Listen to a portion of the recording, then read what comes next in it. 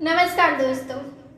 जब बुढ़ापे में अकेला ही रहना है तो औलाद क्यों पैदा करें, उन्हें क्यों काबिल बनाए जो हमें बुढ़ापे में दर दर के ठोकरें खाने के लिए छोड़ दे। क्यों दुनिया मरती है औलाद के लिए, जरा सोचिए इस विषय पर। मराठी भाषा से हिंदी ट्रांसलेशन की गई ये सच्ची कथा है। जीवन के प्रति एक नया दृष्टिकोण आपको प्राप्त होगा। समय निकालकर अवश्य सुने। हमेशा की तरह मैं आज भी परिसर के बाहर बैठे भिखारियों की मुफ्त स्वास्थ्य जांच में व्यस्त था। स्वास्थ्य जांच और फिर मुफ्त मिलने वाली दवाइयों के लिए सभी भीड़ लगाए कतार में खड़े थे। अनायास सहज ही मेरा ध्यान एक बुजुर्ग की तरफ गया जो करीब ही एक पत्थर पर बैठे हुए थे। सीधी नाक, घुंघराले बाल, निस्तेज आंखें, जिस्म पर सादे लेकिन साफ सुथरे कपड़े। कुछ देर तक उन्हें देखने के बाद मुझे यकीन हो गया कि वो भिखारी नहीं है। उनका दायां पैर टखने के पास से कटा हुआ था और करीब ही उनकी बैसाखी रखी थी। फिर मैंने देखा कि आते जाते लोग उन्हें भी कुछ दे रहे थे और वे लेकर रख लेते थे। मैंने सोचा कि मेरे ही अंदाज गलत था, वो बुजुर्ग भिखारी ही है। उत्सुकतावश में उनकी तरफ बढ़ा तो कुछ लोगों ने मुझे आवाज़ लगाई, उनके करीब ना जाए डॉक्टर साहब, वो बूढ़ा तो पागल है। लेकिन मैं उन आवाज़ों को नज़रअंदाज करता उनके पास गया। सोचा कि जैसे दूसरे के सामने वे अपना हाथ फैला रहे हैं वैसे ही मेरे सामने भी हाथ करेंगे। लेकिन मेरा अंदाजा फिर चुक गया। उन्होंने मेरे सामने हाथ नहीं फैलाया। मैं उनसे बोला, बाबा आपको भी कोई शारीरिक परेशानी है क्या? मेरे पूछने पर वे अपनी बैसाखी के सहारे धीरे से उठते हुए बोले, good afternoon doctor, I think I may have some eye problem in my right eye. इतनी बढ़िया अंग्रेजी सुन मैं अवाक रह गया। फिर मैंने उनकी आंखें देखी। पका हुआ मोतियाबिंद था उनकी आंखों में। मैंने कहा, मोतियाबिंद है बाबा, ऑपरेशन करना होगा। बुजुर्ग बोले, ओह मोतियाबिंद, 2014 में रूबी हॉस्पिटल में मेरे बाईं आंखों का ऑपरेशन हुआ था। मैंने पूछा, बाबा आप यहाँ क्या कर रहे हैं? वो बोले, मैं तो यहाँ रोज ही 2 घंटे भीख मांगता हूँ सर। मैंने कहा, ठीक है, लेकिन क्यों बाबा? मुझे तो लगता है कि आप बहुत पढ़े लिखे हैं। बुजुर्ग हंसे और हंसते हुए ही बोले, पढ़े लिखे? मैंने कहा, आप मेरा मजाक उड़ा रहे हैं बाबा। बाबा बोले, oh no doctor, why would I, sorry if I hurt you. मैंने कहा, हर्ट की बात नहीं है बाबा, लेकिन मेरी कुछ समझ में नहीं आ रहा है। बाबा बोले, समझ कर भी क्या करोगे डॉक्टर? अच्छा ओके, चलो हम उधर बैठते हैं, वरना लोग तुम्हें भी पागल हो ऐसा ही कहेंगे। और फिर बुजुर्ग हंसने लगे। करीब ही एक वीरान टपरी थी, हम दोनों वहीं जाकर बैठ गए। Well doctor, I am mechanical engineer. बुजुर्ग ने अंग्रेजी में ही शुरुआत की। मैं कंपनी में सीनियर मशीन ऑपरेटर था। एक नए ऑपरेटर को सिखाते हुए मेरा पैर मशीन में फंस गया था और ये बैसाखी हाथ में आ गई। कंपनी ने इलाज का सारा खर्चा किया और बाद में कुछ रकम और सौंपी और घर बैठा दिया, क्योंकि लंगड़े बैल को कौन काम पर रखता है सर। फिर मैंने उस पैसे से अपना ही एक छोटा सा वर्कशॉप डाला, अच्छा घर लिया। बेटा भी मैकेनिकल इंजीनियर है। वर्कशॉप को आगे बढ़ाकर उसने एक छोटी कंपनी और डाली। मैं चकराया, बोला, बाबा तो फिर आप यहाँ इस हालत में कैसे? बुजुर्ग बोले, मैं किस्मत का शिकार हूँ। बेटे ने अपना बिजनेस बढ़ाने के लिए कंपनी और घर दोनों ही बेच दिए। बेटे की तरक्की के लिए मैंने कुछ भी नहीं कहा। सब कुछ बेच बाच कर वो अपनी पत्नी और बच्चों के साथ अमेरिका चला गया और हम गुड्डे गुड़िया यहाँ रह गए। ऐसा कहकर बाबा हंसने लगे। हंसना भी इतना करुण हो सकता है ये मैंने पहली बार अनुभव किया। फिर बोला, लेकिन बाबा आपके पास तो इतना हुनर है कि जहाँ लात मारे वहाँ पानी निकाल दे। अपनी कटे हुए पैर की ओर ताकते हुए बुजुर्ग बोले, लात? कहाँ और कैसे मारो, बताओ मुझे। बाबा की बात सुन मैं खुद भी शर्मिंदा हो गया। मुझे खुद बहुत बुरा लगा। मैं बोला, आई मीन बाबा, आज भी आपको कोई भी नौकरी दे देगा, क्योंकि अपने क्षेत्र में आपको इतनी सालों का अनुभव जो है। बुजुर्ग ने कहा, यस डॉक्टर, और इसी वजह से मैं एक वर्कशॉप में काम करता हूँ। 8,000 रुपये सैलरी मिलती है मुझे।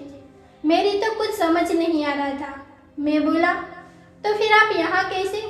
बुजुर्ग ने कहा, डॉक्टर, बेटे के जाने के बाद मैंने एक चोल में एक टीन की छत वाला घर किराए पर लिया। वहाँ मैं और मेरी पत्नी रहते हैं। उसे पैरालिसिस है, उठ बैठ भी नहीं सकती। मैं 10 से 5 नौकरी करता हूँ, शाम 5 से 7 इधर भीख मांगता हूँ और फिर घर जाकर तीनों के लिए खाना बनाता हूँ। मैंने आश्चर्य से पूछा, बाबा, अभी तो आपने बताया कि घर में आप और आपकी पत्नी है, फिर ऐसा क्यों कहा कि तीनों के लिए खाना बनाते हो? बाबा ने कहा, डॉक्टर, मेरे बचपन में ही मेरी माँ का स्वर्गवास हो गया था। मेरा एक जिगरी दोस्त था, उसकी माँ ने अपने बेटे जैसे ही मुझे भी पाला पोसा। 2 साल पहले मेरे उस जिगरी दोस्त का निधन हार्ट अटैक से हो गया, तो उनकी 90 साल की माँ को मैं अपने साथ अपने घर ले आया। तब से वो भी हमारे साथ ही रहती है। मैं अवाक रह गया। इन बाबा का तो खुद भी बुरा हाल है, पत्नी अपंग है, खुद का एक पाँव नहीं, घर बार भी नहीं। जो था बेटा बेच बाज कर चला गया और ये आज भी अपने मित्र की माँ की देखभाल करते हैं।